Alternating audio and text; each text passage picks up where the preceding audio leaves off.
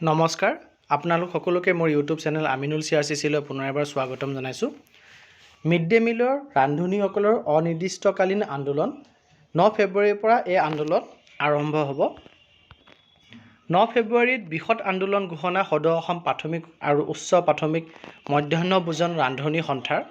দীৰ্ঘদিনে মাননি বৃদ্ধি, নিয়মীয়াকৰণ, অৰুণোদয় আঁচনিত অন্তৰ্ভুক্তিকে ধৰি কেইবাটাও দাবী জনাই আহিছিল সংগঠনটোৱে। বহু আবেদনৰ পিছতো মুখ্যমন্ত্ৰীৰ পৰা কোনো সঁহাৰি নোপোৱাত এই সিদ্ধান্ত।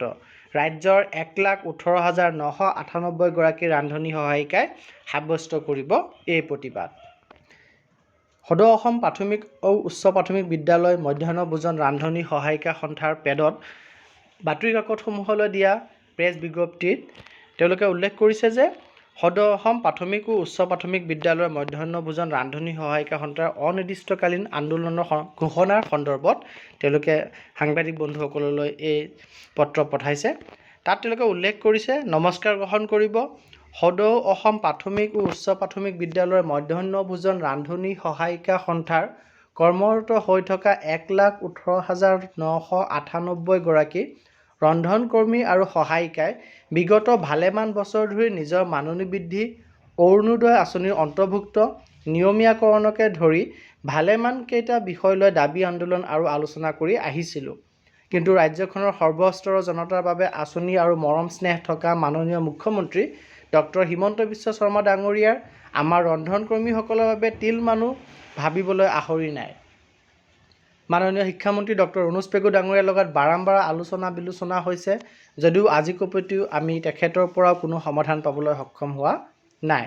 অৱশ্যে তেখেতৰ উদ্যোগত মাননিসমূহ নিয়মীয়াকৈ পোৱাৰ এটা ব্যৱস্থা ৰূপায়িত হ'ল যদিও আন সমস্যাবোৰ একেই থাকিল। আনকি প্ৰায় 6 মাহ পূৰ্বে ৰন্ধনকৰ্মীসকলৰ বাবে ঘোষণা কৰা অৰুণোদয় আঁচনিখন আজিলৈকে কাৰ্যকৰী কৰা নহ'ল। বহুবাৰ মাননীয় মুখ্যমন্ত্ৰী মহোদয়ক সাক্ষাতৰ অনুমতি বিচাৰিও আমি অনুমতি লাভ কৰিবলৈ সক্ষম হোৱা নাই। সেয়েহে ৰান্ধনী সহায়িকা সন্থাই এক কঠোৰ সিদ্ধান্ত গ্ৰহণ কৰি বিধানসভাৰ বাজেট অধিৱেশন চলি থকাৰ সময়তে অহা 9 ফেব্ৰুৱাৰী 2024 তাৰিখৰ পৰা অনিৰ্দিষ্টকালীন জনতা ভৱন ঘেৰাও এক কাৰ্যসূচী গ্ৰহণ কৰাৰ সিদ্ধান্ত লোৱা হৈছে। 9 ফেব্ৰুৱাৰী তাৰিখে 8 বজাৰ পৰা গণেশগুৰি উৰণীয়া সেতুৰ তলৰ পৰা জনতা ভৱনলৈ আমাৰ কাৰ্যসূচী আৰম্ভ হ'ব। এই কাৰ্যসূচীত সমগ্ৰ ৰাজ্যৰ 1,18,998 গৰাকী ৰন্ধনকৰ্মী আৰু সহায়িকাই অংশগ্ৰহণ কৰিব।